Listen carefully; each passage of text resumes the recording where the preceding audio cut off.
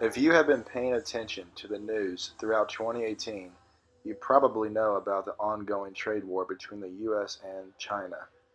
A trade war is an economic conflict resulting from extreme protectionism in which nations raise or create tariffs on other trade barriers against each other in response to trade barriers created by the other party. This increased protection causes both nations' output to move towards their autarky position. In simpler terms, a trade war is almost always a lose-lose for the global trade market, with increased prices on imports and exports. The ongoing trade war between the United States and China began back in March of 2018 when Donald Trump imposed tariffs on the steel and aluminum industries, which greatly affect China. China retaliated with a proposal of tariffs on 2.4 million worth of U.S. goods in April. Throughout the rest of April, the United States and China exchanged long lists of goods they planned to impose 25% tariffs on.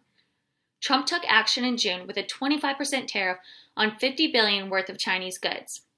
China did not take this lightly and came back with an equal list of tariffs on U.S. goods that would begin in July. Following these actions, Trump threatened China with an additional tariff on 200 billion worth of Chinese goods, and on July 6, he imposed an additional 25% tariff on 34 billion worth of Chinese goods. Beijing responded with equivalent tariffs on 34 billion worth of U.S. goods.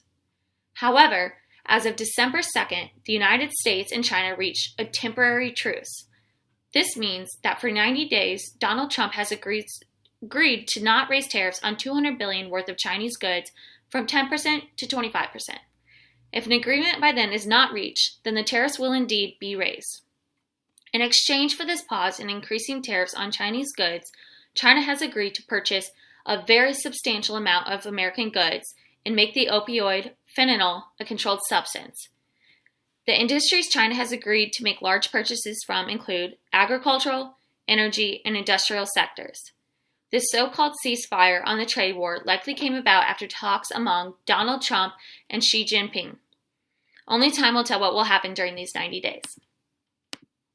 President Donald Trump, America has also finally turned the page on decades of unfair trade deals that sacrificed our prosperity and shipped away our companies, our jobs, and our nation's wealth.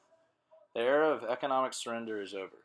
From now on, we expect trading relationships to be fair and to be reciprocal. We will work to fix bad trade deals and negotiate new ones. And we will protect American workers and our American intellectual property through strong enforcement of our trade rules. Many government and industry experts, including John Ferriola, the president and CEO of Nucor, the largest steel producer in America, believe that these tariffs are finally leveling the playing field with China. U.S. Commerce Secretary Wilbur Ross believes these tariffs will bring short-term pain, but long-term success. What does this mean for the future? If an agreement is not made in the next 90 days, President Trump will raise the tariff from 10% to 25% on $200 billion worth of Chinese goods. The Chinese Academy of Social Sciences conducted a simulation that measured the potential implications of a trade war between the United States and China. The results gathered from the simulation showed that overall, China would be hurt by tariff trade war in all aspects, including welfare, GDP, employment, and trade. However, the costs are not expected to severely damage the Chinese economy. The United States, on the other hand, is expected to gain on welfare, GDP, and production, but lose on employment and trade.